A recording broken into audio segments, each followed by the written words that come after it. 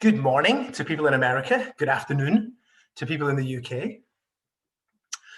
I'm really excited to share this research that we've been doing, and we're really bringing together what we call ideas out of the deaf ecosystem, local businesses and global connections. That's the name of the presentation today that Mette and I will be doing.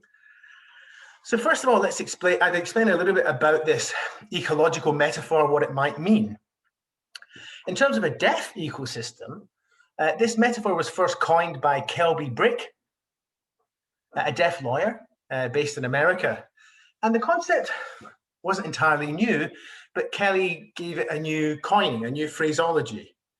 And it's really an idea whereby people are linked together through networks of affiliation, intimate human relationships. And the deaf ecosystem concept's really taken off, particularly in America, in deaf schools and businesses, where a lot of people are now using this concept. And what they mean by it is that when we think about deaf people, the deaf community, and businesses, professionals, organizations, schools, all of that infrastructure,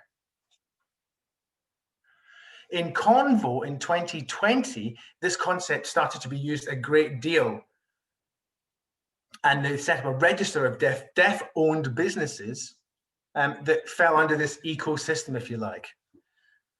And in terms of what it looks like in the US, here are some examples. So Convo itself is the first example on the left. So they very much talk about themselves as a deaf business, a deaf company.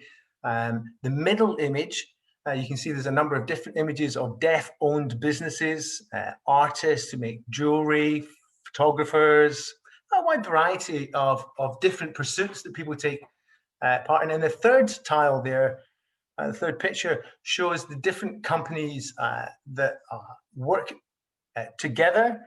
As we know, that the coronavirus pandemic has it led to a very unusual interpreting situation. And in America, obviously, our administration, the Trump administration, didn't provide interpreting, so we had to work very closely together within the deaf ecosystem in our community to provide access for deaf people to this vital information. Now, the concept of a deaf ecosystem, as I said, is really taken on in the world. And as you can see, there's even an example here from Canada where they've really embraced this concept as well, where we talk about this deaf ecosystem concept. We have it in Europe as well. So we have a number of people commenting on this and listing different companies, different variety of services and activities, all deaf-owned, and posit them under this ecosystem. So really, the concept really is to do with deaf community as well, and deaf people in the community and globally, talking about the fact that we should support other deaf businesses. We should be really assertive, advocating for individual rights and our collective rights. And what's important is taking on board those deaf global values, if you like, and the fact that the global deaf community has similar discourses. It did strike me that with this deaf ecosystem concept, I mean, I know Brick, the person who came up with the idea from America. He's a friend of mine. They're a friend of mine, and they gave a talk, and the video of that talk really became very popular and very widespread. I then went to do some field work in Bali in Indonesia, and I was with some deaf tourists, and some of them were from Australia, and I was following them around in my field work, and they themselves wanted to volunteer some of their energies to share their knowledge with the local Balinese people, to share their knowledge capital, if you like. And I took part in a workshop, and I was just pretty much sitting at the back, not taking that much notice. And then I noticed that this video of Kelly Brick again came up, and I thought, how has this video traveled all the way from America to Australia? And now here it is in Bali, in Indonesia. So this concept of a deaf ecosystem has really been promulgated very quickly throughout the world. Not only the concept of an ecosystem, but deaf capital, deaf skills. And when we think about tourism and traveling, when it involves deaf businesses, buying things, sharing skills, all that sort of stuff, all those empowerment activities, deaf leadership courses, what's interesting to see is just how big the global deaf network is and all the different manifestations we see within that network.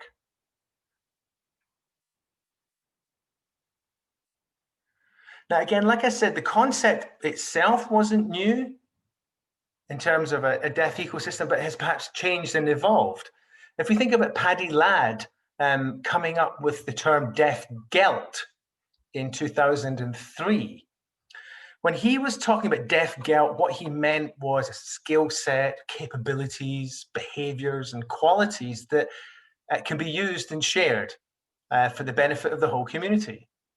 So, for example, deaf people would pool their skills, and as here on the slide, it says, deaf person A helps deaf person B, and it might not be that person B directly gives back to A. It might not be a direct line of reciprocity. They might end up giving something to C. And then what we're then looking at is paying it forward, if you like a pool of reciprocity. So there's no expectation of a direct exchange.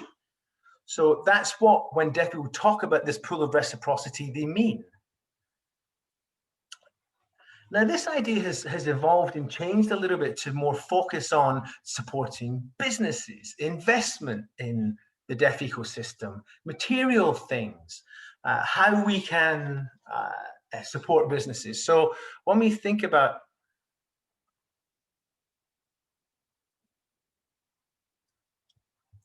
Twitter and Facebook, we are able to encourage people to consume and when they're doing online shopping, to do so with deaf businesses. So there's a desire to encourage that.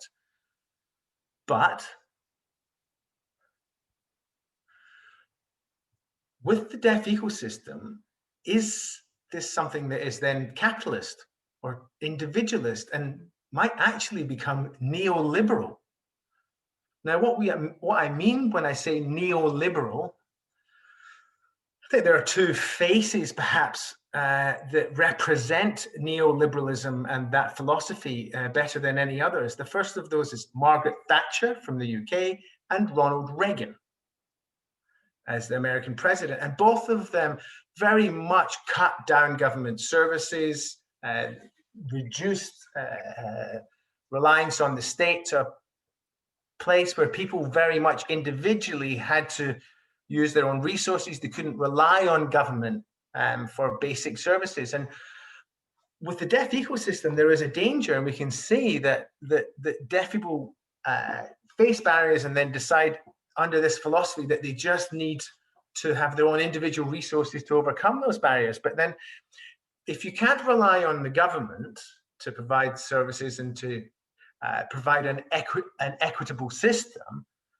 what we might well see with the deaf ecosystem is, a reaction to that. People saying we must create deaf gain. We must, deaf people can do anything. We hear that. We hear that rhetoric a lot about sign language as a superpower, a commodity that businesses can capitalize on. But at the same time, this is all very focused on money, materialism, capitalism, the pursuit of money, and sign language really being seen as a commodity in that pursuit. And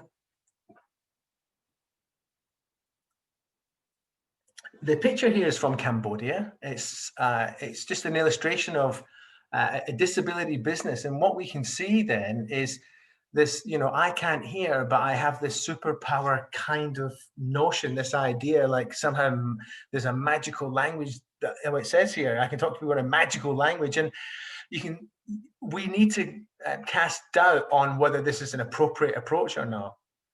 And I'll hand over to Mette shortly, and then I'll come back. But another thing from Twitter that I really want to know who came up with this. Deafmemes.exe. They're fantastic. They're absolutely hilarious on Twitter. I wonder who it is.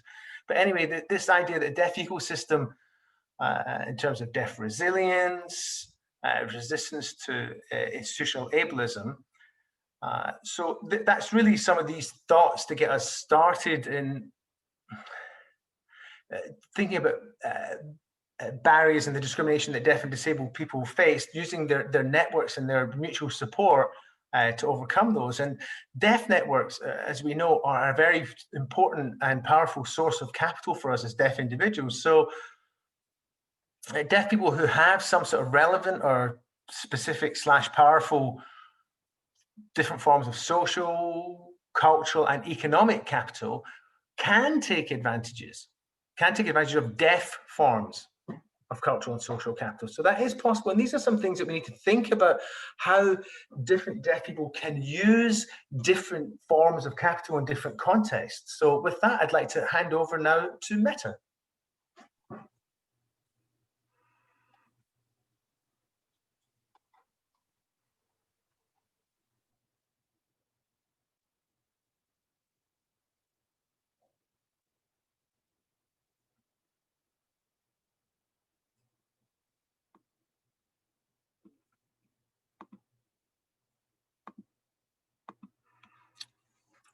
Great.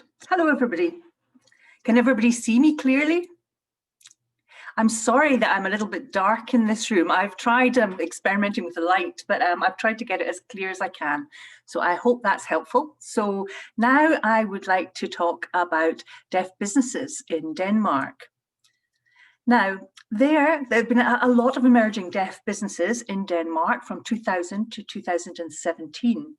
And over this period of time, we've seen them being set up. I myself am from Denmark. I'm also a deaf person, so I'm in the community. And I could see these businesses being set up. And I wondered what had created this sudden surge in establishing these businesses. Now, many of them focus on sign language interpreting services, but also there are businesses that are operating within the mainstream, if you like, hearing market, open to use by hearing people and deaf people alike.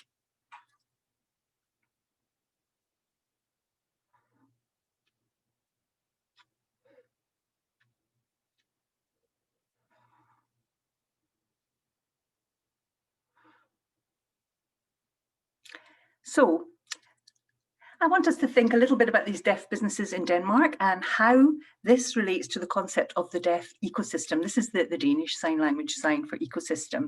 So ecosystem or ecosystem, I'll use either of those. So I want to talk about three particular issues.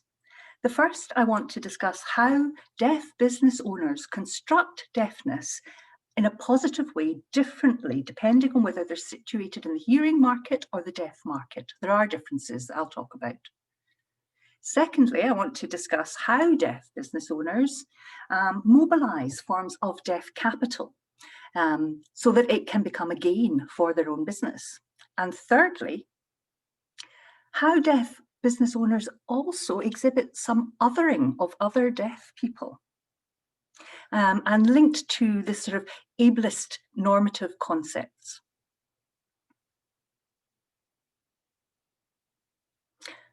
Okay, so I want to talk a little bit about deaf businesses that are situated in the hearing market. So in a way, they're trying to sort of sell deafness. It's a kind of deaf gain concept, a way of representing deafness positively. So these are deaf people that I'd spoken to, two participants who work in the hearing marketplace as business owners, and they very much focused on the biological aspects of deafness, the visual strengths that deaf people exhibit, and promoting that as being stronger than many hearing people's visual ability, making them particularly able to work in media, photography, filmmaking, so any sort of visual field. That can be seen as a real strength. And many hearing people will acknowledge that.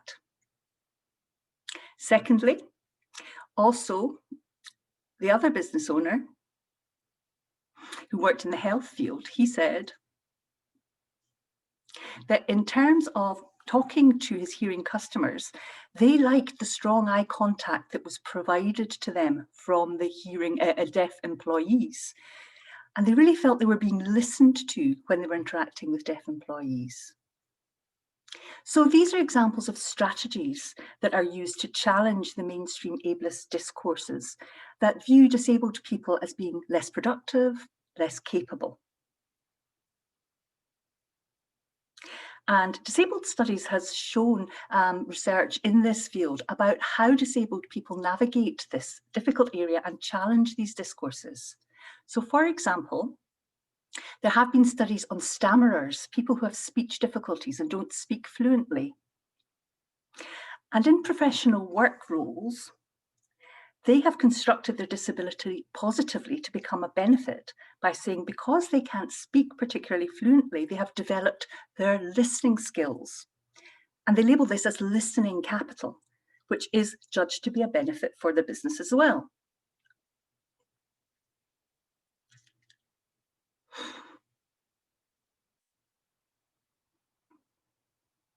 So this was a discussion about deaf business owners in the hearing marketplace.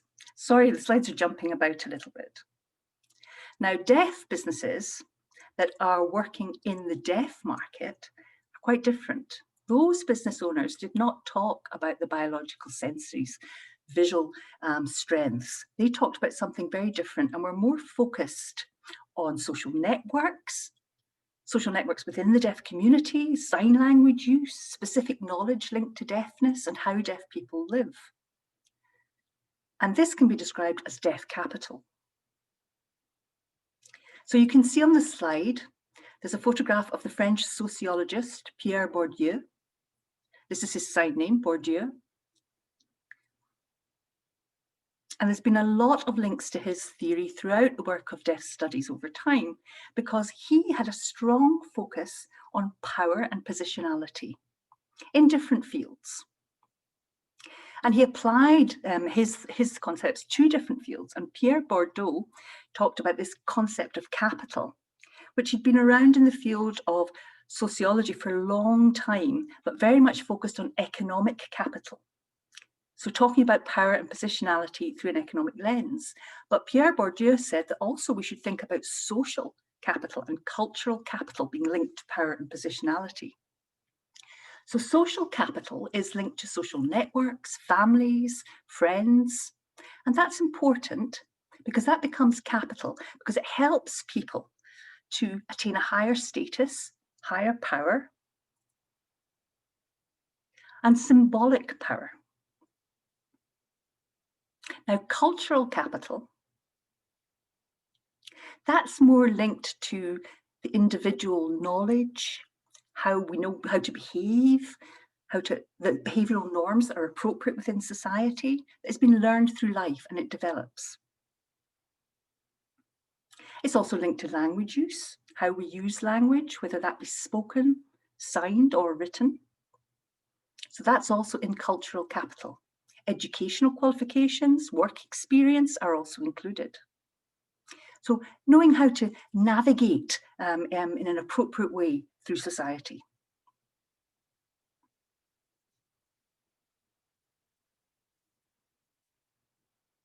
So I've taken Bourdieu's concepts of capital and applied them on 3 levels to my research into deaf-owned businesses in Denmark. Firstly, I was interested in what forms of social and cultural capital do deaf business owners see as valuable to their businesses? Secondly, how do deaf business owners see deaf capital in others as being beneficial to their business? And thirdly, which types of cultural and social capital are not specifically seen as part of deaf capital? You can see on this slide, there's the logo of Sign Video, which is a UK-based organisation similar to in America. They've got Convo, and there are many deaf-led businesses set up throughout the world, many of them interpreting services. In other countries, I don't know, but I know that there are in the UK and Finland and Denmark and the States similarities. And I believe there will be similarities that will come through my research that could be applied to other countries' situations. So first, thinking about capital. So deaf owners and business owners have capital themselves. When I interviewed 5 different deaf business owners, they all said yes. Being deaf allows me to deliver a better interpreting service because I have experience of using interpreters myself. So I've been able to apply that to my business context. Secondly, deaf business owners know what their deaf customers want, and they also know the interpreters, so they know how to match the best interpreter to the most in the most appropriate way to a deaf client. And also deaf business owners feel that they automatically want to focus on their deaf clients. They want to improve their deaf customers' lives as opposed to focusing primarily on the needs of the working hearing interpreters. We have to think about what's good and what's bad about deaf-led businesses. There are different examples. One person I interviewed felt that deaf business owners shared many of the same values. They automatically wanted to improve services for their deaf customers. They wanted to improve the quality of their lives, and they were prepared to work hard to achieve that. But they were able to point out a different business that did not share the same values, although it was deaf-led. So there are links to attitudes here, whether they're good or bad, viewed as good or bad deaf-led businesses. And that's very much connected to the values that permeate these businesses and how they conduct their affairs, whether they're more focused on improving deaf lives by providing interpreting services or more focused on making money and profit. And then the second area I wanted to look at was, in terms of deaf capital, how the business owners valued other people's deaf capital, not just their own. So I visited various deaf businesses in Denmark, and they all had deaf employees working in their offices. So I asked the owners, did they make a point of recruiting deaf staff? And they all said, yes, of course, it's preferable for us. And of course, the main motivation was language.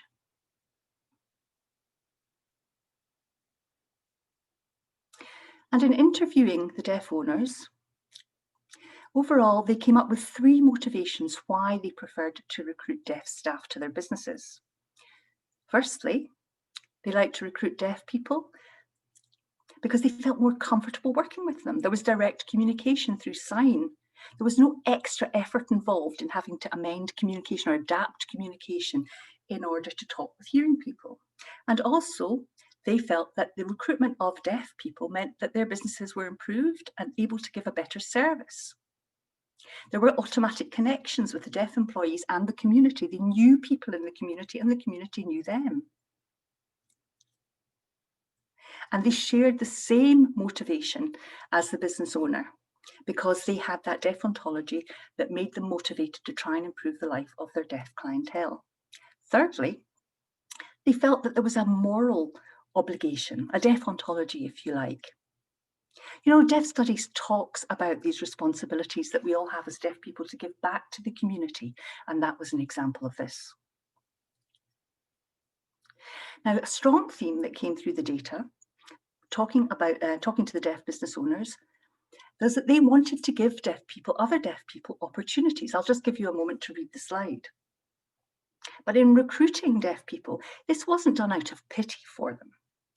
It was because they could see their capabilities, their variety of skills that they had.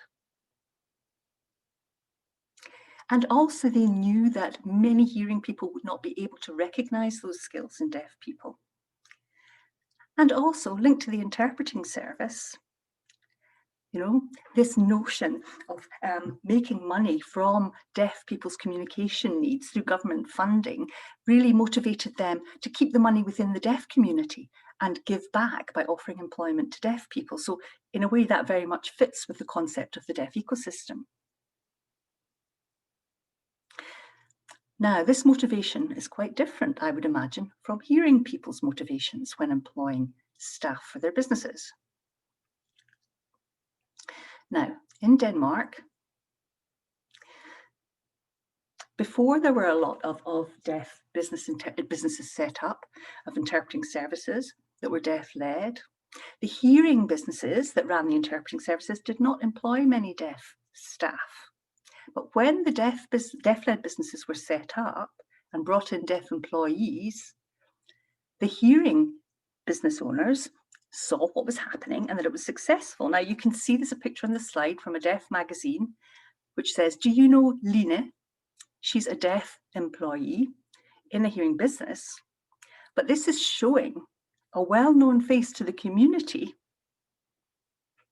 that allows the community to easily contact her, and shows again that the hearing businesses are mimicking the successful practices of the deaf-led businesses in recruiting deaf people, because the community feels that communication would be straightforward with Lena, for example. They could sign directly to her, that Lena would understand their issues in booking an interpreter. So there is commercial gain. But of course, there is a tension between the deaf values and the not hearing values, but capitalist values. Now, the deaf values are strongly linked to equality and not gaining money and profiting from other deaf people's needs. They want to improve deaf lives generally and collectively. But capitalist and neoliberalist values are quite different and are focused on making profit. One example that I wanted to talk about that really exemplifies this tension was about, from deaf-led businesses in Denmark, there was a little bit of attitude of the owners towards other deaf people. And through the interviews, most of the data I collected was very positive about deaf gain, deaf capital, very positive. But of course, there were several negative comments as well. And some of the deaf business owners exhibited a little bit of othering from other deaf people, talking about how they behaved and their work ethics. And it showed that they, deaf business owners, although deaf, still have to be successful in a hearing normative culture. And so they described some of the deaf employees as being a bit lackadaisical in their work ethic compared to hearing employees. And they idealized hearing employees as having a better work attitude, better timekeeping. So you could see that othering going on a little bit. I'll just go on to explain that.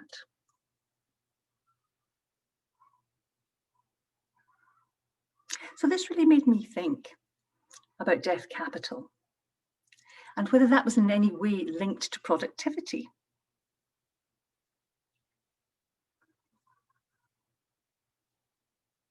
So for example, deaf people in the workplace, when talking about that with the business owners, one of them said that within his business, he had deaf and hearing employees mixed. And he felt that the deaf workers who had had previous experience of working in the hearing world were better employees. They kept time better, they arrived on time for work and had a better work ethic compared to deaf employees who had no experience of working in the hearing world.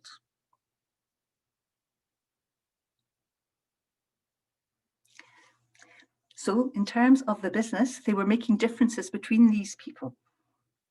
So that it shows that even although these deaf business owners are deaf themselves, they have still been influenced by mainstream societal values, ableist values, as to what the ideal employee looks like. So in terms of the deaf ecosystem in Denmark, compared to the UK or America,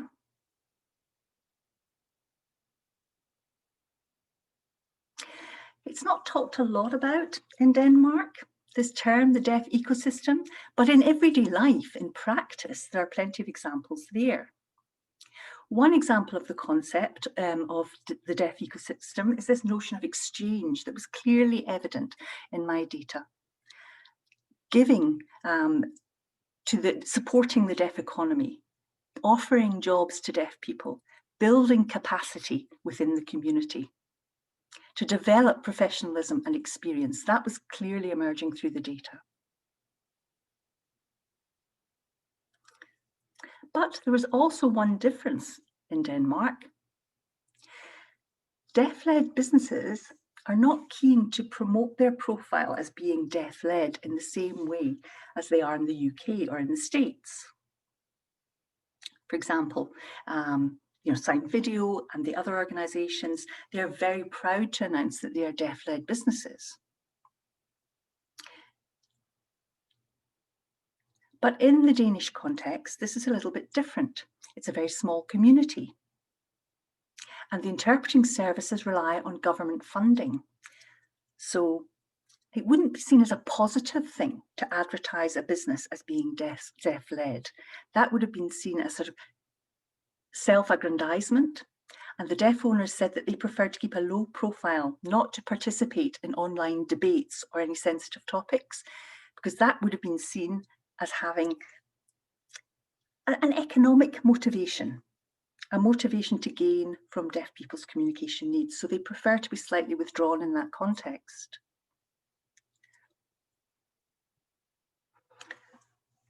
Now, in terms of gaining money from deaf people's needs, that was a sensitive topic for them. But at the same time, these are deaf business owners who are operating in an open marketplace in Denmark and have to be competitive within those structures. So hearing setup businesses are used to this competitive environment, but not so much the deaf businesses. So there's still a little bit of uncertainty and lack of confidence in general within that sector of deaf businesses, as it's a relatively new phenomenon in Denmark. Now, in conclusion, there are different ways of constructing deafness as positive, depending on the businesses and which field they operate in, the deaf marketplace or the hearing marketplace. And really, it's shown that the data shows how deaf capital can convert to economic capital, and perhaps vice versa.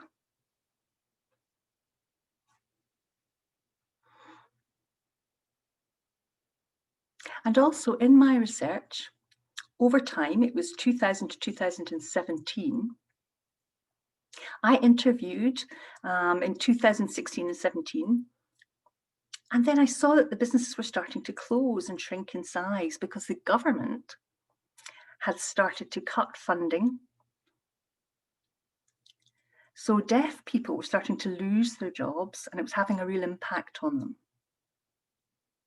And it's also important as well to think about the deaf and hearing context not as being separate, but really as being overlapping, and that one will influence the other. And whether there is opportunities within the deaf marketplace is something else to consider in terms of the deaf ecosystem. And also, does the deaf business sector need support from the hearing society and hearing communities? So that's a question to think about. Okay, thank you very much for watching and listening. And now we can have a 5-minute break. We'll give the interpreters and the captioner a break, and Erin will be back with her presentation soon. So I'll see you all in 5 minutes. Thank you.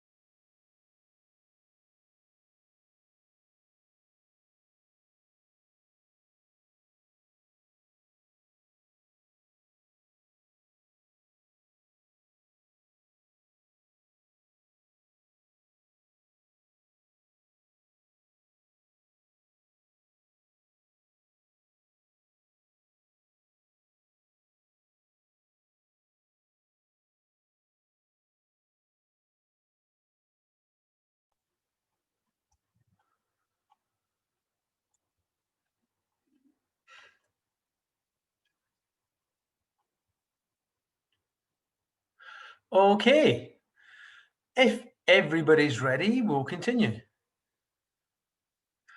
I hope that everyone's back from their little break.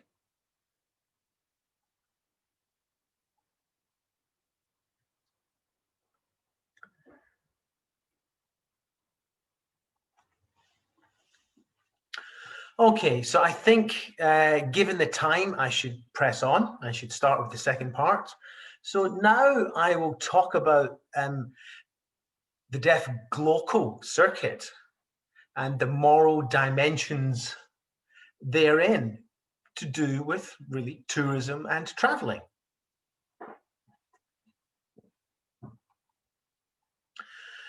So the first thing is just perhaps to explain how I fell into this area of research in terms of tourism. I'm an anthropologist by training, so I do a lot of ethnographic work, which I did in Cambodia.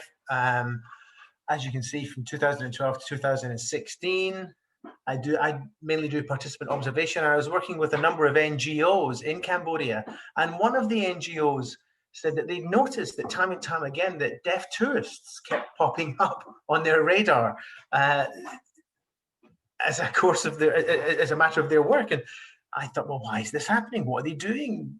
Why do these people want to visit deaf schools? And I thought it was interesting and of note. I did some interviews with some deaf people in Cambodia, and their narratives were about meeting foreign people who came to visit the country and feeling some sense of responsibility to guide them. And, many deaf Cambodians feeling that it was their responsibility to guide foreigners who came to visit their country.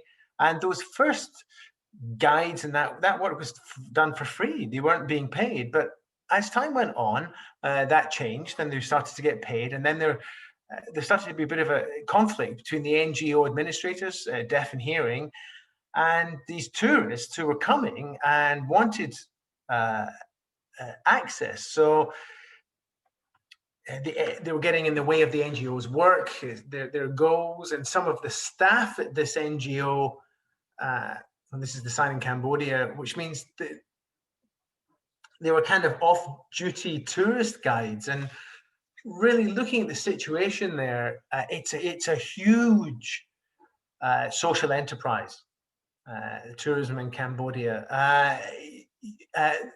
Everything is made, clothes, jewelry, everything is made by people with disabilities. That's a massive thing in Cambodia. It's very interesting that they have this huge internal market for things made by disabled people in general.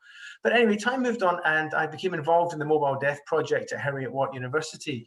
And for that research project, I went to Bali in Indonesia and stayed there for 7 months and did some field work in 2018.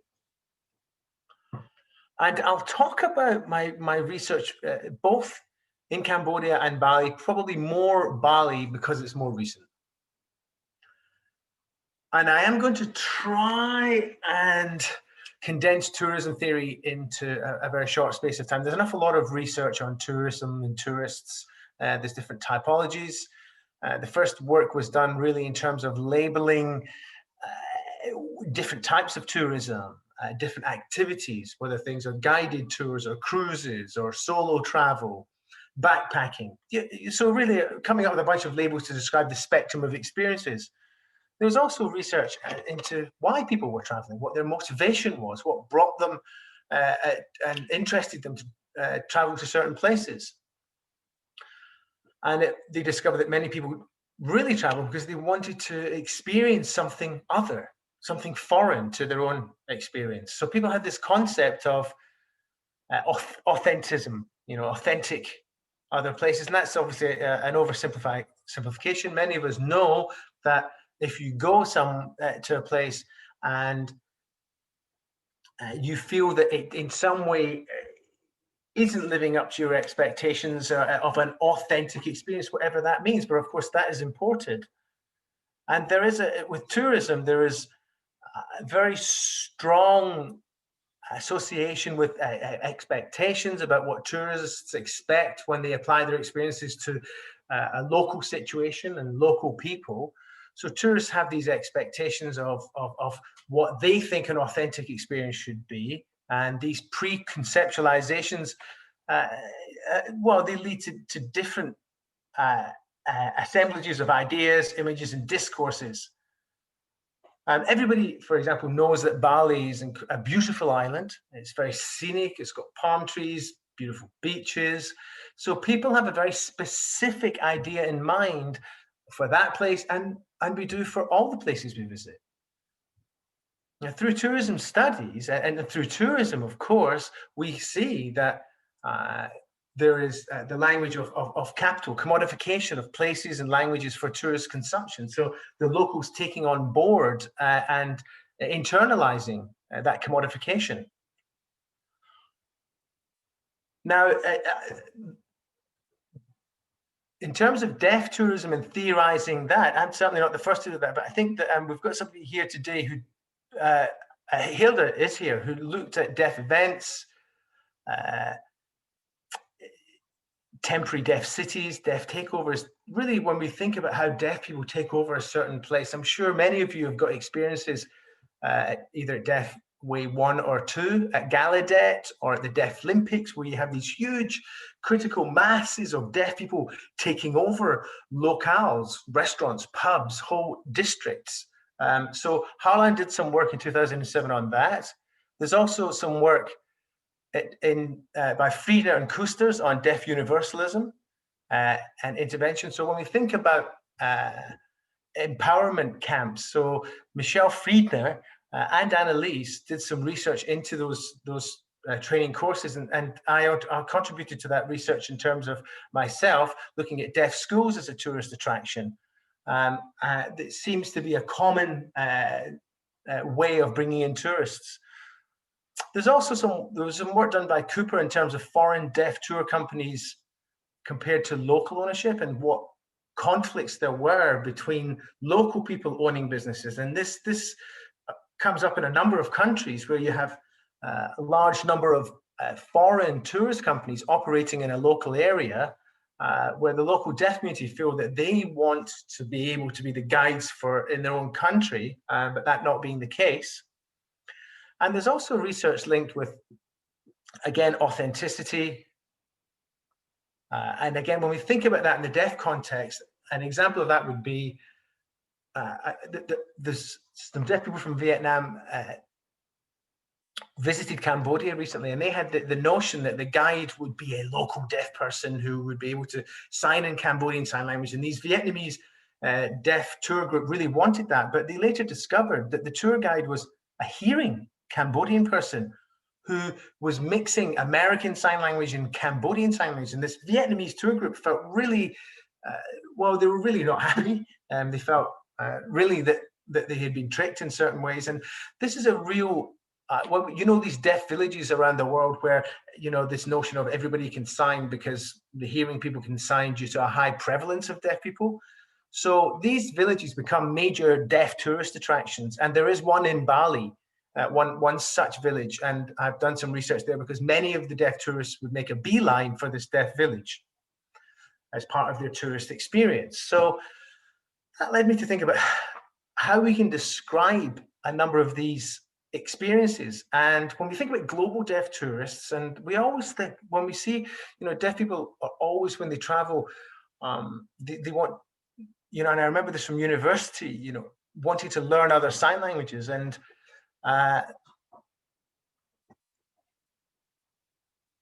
when we think about the deaf global tourist experience and what that might mean for us, when we travel around the world, there is obviously there's this exchange of capital. And for us, it's the commodification of sign language and language capital. And when we think about deaf ecosystems in terms of tourism, especially on social media, there are many positives to be drawn from this because there are deaf people supporting other deaf businesses, deaf people wanting to meet other deaf people when they travel and being able to do so, go to deaf restaurants, deaf-owned cafes and shops. So it really is this kind of center meeting place where people can find out where to actually meet deaf people when they arrive in a certain place. And I think that there's an example in Thailand of a tour guide being run by an American company. It might have been Italian, but very strongly supporting deaf businesses in other countries. The third image there, you can see there's a social media exchange where a lot of people will talk about, well, you know, do you know where you can stay, where there's a deaf hotel, where there's this exchange, this networking of information. Where do I find a deaf guide? So there's this pulling together of information, and that is a very strong use of deaf networks. And we see this in particular in relation to the tourist experience. So I've talked about deaf global tourism, and there's actually more to it than that. And I've coined this term glocal. And I talk about the deaf glocal circuit because when deaf people arrive in another country, they want to see the deaf schools, the deaf villages, restaurants, coffee shops, and all those things. And this photo is an example of a coffee shop in Cambodia.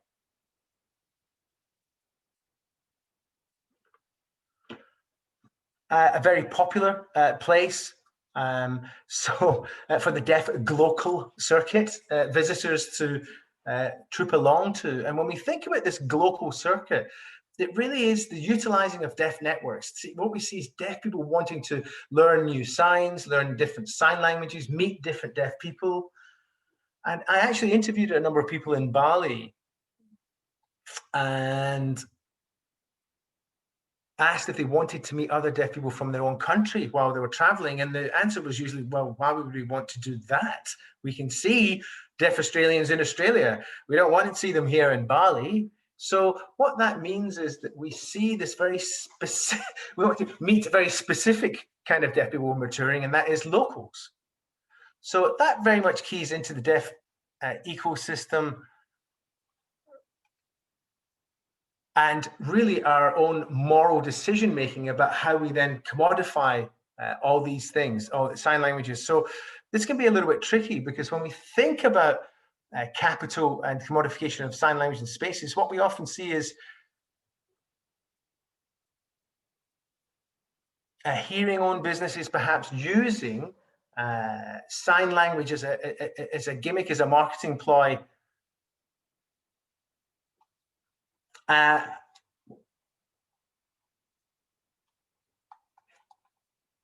And this isn't only in Cambodia. What we also see is an exchange that's just not economic. So signing becomes a way of showing to the wider market that the business supports disabled people, and that draws in hearing people who think that they're supporting disabled organizations. And if there are different exchanges and markets, that isn't just economic capital that we're talking about in terms of an exchange. There's political, cultural, the moral and ethical dimension as well, which all overlap. And what we see is this idea here of solidarity seeking in terms of commodity culture. So really social justice through commercialization, through buying things. So that doesn't really help break down the systemic barriers, and we need to think about what that means when we think about social justice and our own moral decision-making. Now, the photo on this slide really, well, it's actually from a Deaf Tours website. And again, what we see is the support for local deaf people, this rhetoric. And I think it's very interesting how many deaf people they aren't just talking about deaf companies, they're talking about their own experiences, backpackers, and they discuss the encounter, meeting local deaf people and how much they value this sharing of culture, the sharing of food experiences, you know, and this being a very universal experience. So I started to think about this the encounter and what it means, because it really is at the heart of tourism, isn't it? This is what Crouch says, you know, that the encounter is at the heart of tourism. So connecting with other people who are from a certain place, seeing them in their context, engaging with them, with their language. That's something that's highly cherished and valued by tourists. But of course, there's a commodification aspect to this. Because when tourists meet local people, there's an embodied experience of you arriving in their space, their place, as privileged tourists, wanting to have this experience of local people or a local place. And we also then have to think that it's not just about privileged people exploiting that local situation. There are people in that context who have experience of encountering the foreigners. So my research in Bali looked at the other side of this. What do local people think about meeting all these tourists, to take it to the other side?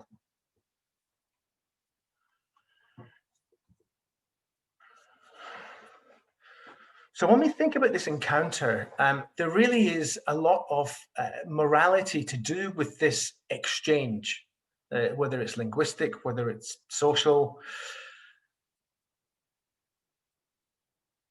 And I'll explain a little bit more about this later, but we can really see these values in connection with language. And when we talk about language and the proliferation of American Sign Language in the world, and BSL as another example for another language, there are many tourists from the global north who are concerned about local language contamination by bringing these high status sign languages there. And I think that's another example of the morality and the values coming into contact with commodification and these encounters and exchanges. And now I'd like to talk about morality as it particularly pertains to deaf tourism. And I don't know if many of you have really thought about tourism in this way before, because tourism includes an awful lot of moral decisions. There's a lot of morality going on when you're a tourist. Are places exploited? What are the power dynamics? Who can, who can't travel? These things, for example. I'd like to thank my friend Kelby Brick for the photo. So I got it for free. And it says stop touristing, and then no, it will never stop. You can see the graffiti on that wall.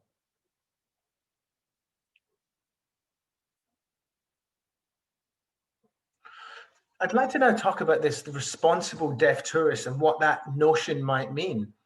And in many of our discourses, you know, what we talk about to be in what we mean about being a responsible deaf tourist, the discussions are usually based on a number of assumptions that, you know, we have a sort of universal ethical framework, and that is somehow attached to international deaf mobility.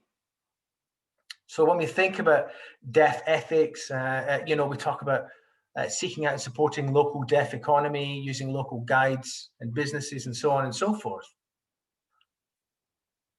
And you can see that this image here is from Siem Reap in Cambodia, and it shows, it's one of many, many images where you can actually see somebody signing. There's actually a little bit of a misunderstanding there, I think. I think she's signing Siem Reap, which is the name of the place in Cambodia, name of a city in Cambodia, but it says sign up. So the translation doesn't seem to be very clear because the signing says Siem Reap. And that's a perfect example of hearing-owned businesses commodifying and creating this image, this appearance of a business that supports deaf or, what they say, hearing impaired people. Again, emphasizing the locals. You see this, good for you, good for locals. That's the title of that. And now I want to talk about what deaf eco-consciousness might be, because this is something that I think is very powerful and worth bearing in mind when we think about responsible, well, most of the time, consumption and what that might mean in responsible tourism. So when we think about deaf tourists, you know, they often will say, well, I behave very ethically because I've searched out deaf ecosystem businesses. I've found local deaf people to connect with. I'm using a deaf guide. So we're giving back to the local deaf community, the local deaf economy, and learning local signs.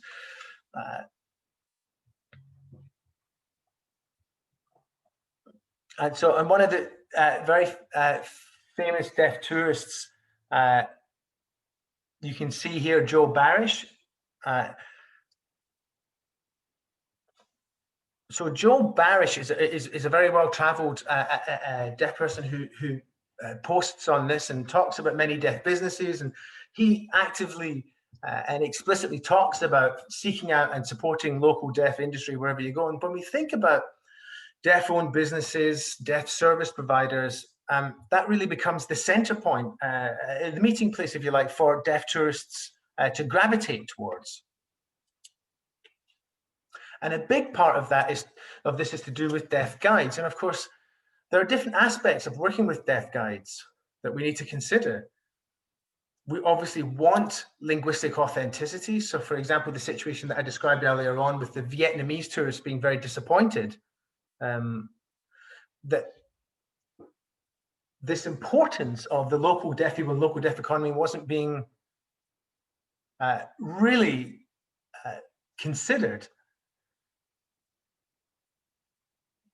And for example, the hands-on tours always use local guides. So that's an example of, I mean, contrary to the Vietnam, they've learned from the Vietnamese experience and decided that this company changed and started to use local guides. So perhaps there was a clash with deaf values in this situation. I'm sure many of you are very aware of situations similar to this, where deaf people want stuff for free or for less money from other deaf people. So there's this, it's not clear about who's paying for what and what the expectations are. For example, there's a situation in Cambodia where there was a group of deaf people, a very large group of older French deaf people had arrived as tourists and invited a deaf Cambodian to chat with them in a restaurant one evening. The deaf Cambodian that was working with them thought, okay, well, great, that's fantastic. You know, I'm going to give you my time and you'll pay for my food. That's terrific. That's a fair exchange. Once the meal was completed, of course, what happened is that the restaurant wasn't cheap. It was very expensive for a Cambodian person. And when it came to this French group, there was a misunderstanding. There was a cultural clash. They didn't understand that they were then expected to pay for his meal. And the deaf French group, their expectation was that this Cambodian wanted to hang out with them and chat with them. But so there was a real mismatch there between their expectations. So what I'm going to do now is show you a video that really links to this mismatch of expectations that deaf people in these local encounters can experience.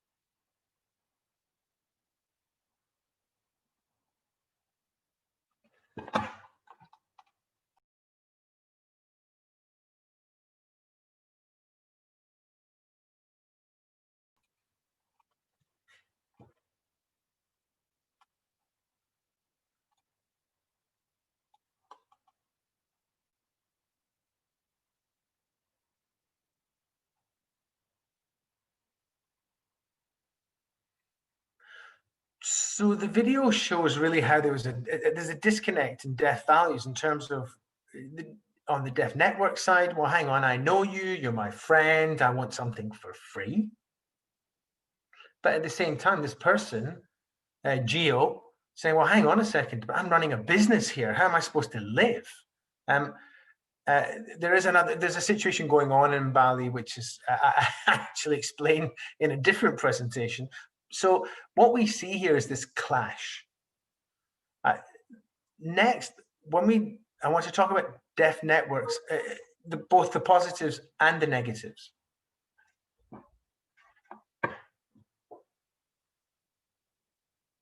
And this is from interviews with deaf people who were participants in my research. And these are young deaf travelers, more of the kind of backpacker variety in Southeast Asia. And I'll give you just a minute or two, just have a read of this slide.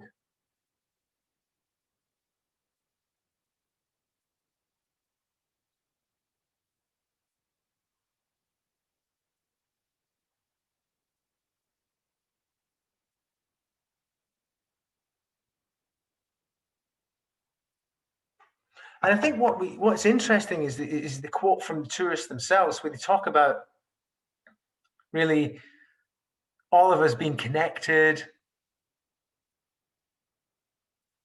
you know, being given a name from a deaf friend, staying at somebody's house, you know, paying for petrol, food, or perhaps making a small contribution.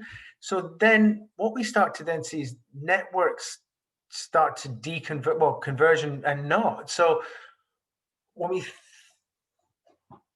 there's another island in Indonesia, and Java is the name of the island. It's a much bigger island than Bali. So tourists would meet each other in Java. Java would be given names of different places across this whole archipelago that is Indonesia. So by the time they arrived in Bali, what was interesting to see is that they would say, well, deaf networks and deaf people themselves became the guide to guide them on their path, I guess. And we also had this commentary about deaf people having very big hearts, you know, very poor deaf people being welcoming and offering free accommodation, which raises really consternation with some other deaf people, where you think, well, hang on, if you're not paying for this, then we need to really consider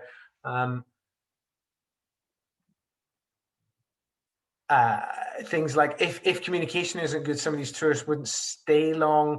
I mean, that itself was a very interesting aspect, that if they had good chats, that they would stay longer. I've got another video that I'd like to show you that also pertains to deaf networks.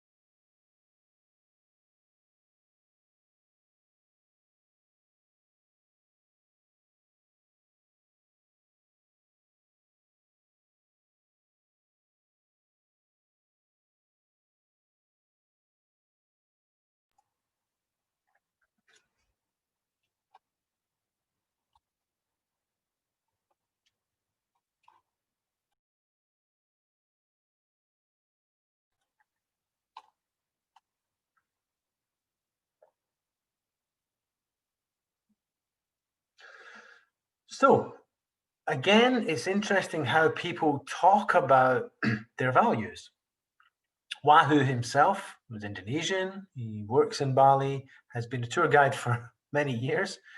And many people know him as the kind of "I love you" guy. Yeah, that's what he's called. And Wahoo uses this line, "I help people." So that's his concept, is that people come to Bali, and yes, it's a business, and he works for the business, and yes, he's paid, but his conceptualizing of it is that he's helping people by driving them around, by sharing information, by giving them an exchange. And many people that I interviewed in Bali use this sign, exchange, or mutual exchange. And you can think about that in terms of information, signs. So I give you some signs from my language and my culture, and we exchange. So this reciprocity or mutual exchange really fits into the deaf ecosystem frame, a deaf ecosystem concept. So, and it's not just about money, capital, business, but also about socializing. Sorry, I should say the social and linguistic capital, which really drives values in these exchanges and determines what's right, what's appropriate. And really, so in summary, when we think about a deaf ecosystem, that perfectly summarizes my whole presentation in a sense.